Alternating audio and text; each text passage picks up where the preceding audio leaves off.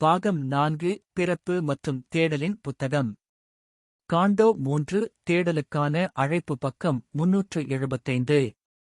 வலிமைமிக்க கரம் கோர்த்து விண்ணகத்தின் கேள்வியான வாழ்வை எதிர்கொள். மாபெரும் மாறுவேடத்தின் சோதனையை சவால் விடு.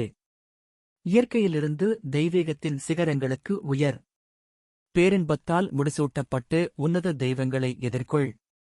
பின்னர் காலத்திற்கு அப்பாற்பட்ட உன் ஆன்மாவான ஒரு பெரும் தெய்வத்தைச் சந்தி. இந்த வார்த்தையே உருவாகவிருந்த அனைத்திற்கும் விதையாக இருந்தது. ஏதோ ஒரு மகத்துவத்தின் கரம் அவள் இதயத்தின் பூட்டப்பட்ட கதவுகளைத் திறந்து அவளது வலிமை பிறந்ததற்கான காரணத்தைக் காட்டியது.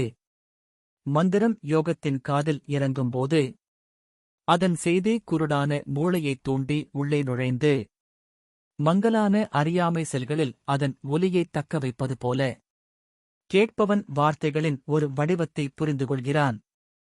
மேலும் அது கொண்டிருக்கும் சுட்டுச் சிந்தனையைப் பற்றி ஆழ்ந்து சிந்தித்து உழைக்கும் மனதால் அதைப் படிக்க முயல்கிறான்.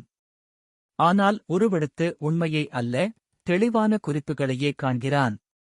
பின்னர் அறிந்து கொள்வதற்காக தனக்குள் மௌனமாகி அவன் தன் ஆன்மாவின் ஆழ்ந்த செவிமடுப்பை சந்திக்கிறான்.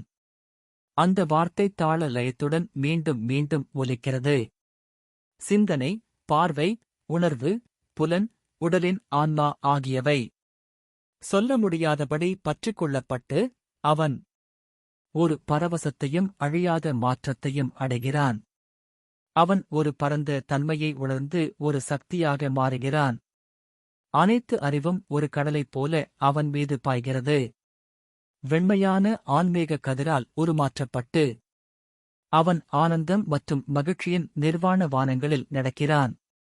அமைதி. இறைமுகத்தைக் காண்கிறாள், தெய்வீக பேச்சைக் கேட்கிறாள். அவளது வாழ்வில் அதற்கு நிகரான ஒரு மகத்துவம் விதைக்கப்பட்டது. பழகிய காட்சிகள் இப்போது ஒரு முடிந்து போன நாடகமாகின. பரிச்சயமான சக்திகளுக்கு மத்தியில் தியானத்தில் அசைந்தாடி புதிய பரிமாணங்களாலும் அனல் பறக்கும் அடையாளங்களாலும் தீண்டப்பட்டு அவள் இன்னும் தனக்குச் சொந்தமில்லாத பரந்த வெளிகளை நோக்கித் திரும்பினாள். மயக்கப்பட்டு அறியப்படாத இனிமைகளால் அவள் இதயம் துடித்தது. காணப்படாத உலகின் இரகசியங்கள் அருகிலிருந்தன. காலைப்பொழுது புன்னகைக்கும் வானத்தில் உதித்தது. தன் மயக்கும் நீலக்கல் சிகரத்திலிருந்து வீழ்ந்து பகல் அந்திப்பொழுதின் சுடர்விடும் தங்கத்தில் மூழ்கியது. பாகம் 4 பிறப்பு மற்றும் தேடலின் புத்தகம்.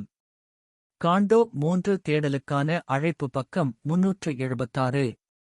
நிலவு ஒளிமயமான அனாதையாக விண்ணில் மிதந்து கனவின் மறதி விளிம்பிற்கு கீழே மூழ்கியது. இரவு நித்தியத்தின் காவல் தீபங்களை ஏற்றியது. பின்னர் அனைத்தும் மனதின் இரகசிய குகைகளுக்குள் திரும்பின. விண்ணகப் பறவையின் சிறகுகளில் தாழ்ந்த ஒரு இருள் அவளது புலன்களை வெளிப்பார்வையிலிருந்து மூடி உறக்கத்தின் பிரம்மாண்டமான ஆழங்களைத் திறந்தது. வெளிரிய வெடியில் இரவின் நிழல் போன்ற காவலைக் கடந்து நிழவிய போது புதிதாக பிறந்த ஒளி அதன் முகத்தை வீணாக விரும்பியது. அரண்மனை தன் வெறுமைக்கு விழித்தது. அதன் அன்றாட இன்பங்களின் அரசி வெகு தொலைவில் இருந்தாள். அவளது நிலவொளிப் பாதங்கள் ஒளிமயமான தரைகளில் சாயவில்லை. அழகும் தெய்வீகமும் மறைந்துவிட்டன. பேரானந்தம் பரந்த உலகைத் தேடிப் பறந்து சென்றிருந்தது. 4ஆம் பாகத்தின் முடிவு 3ஆம் காண்டம்.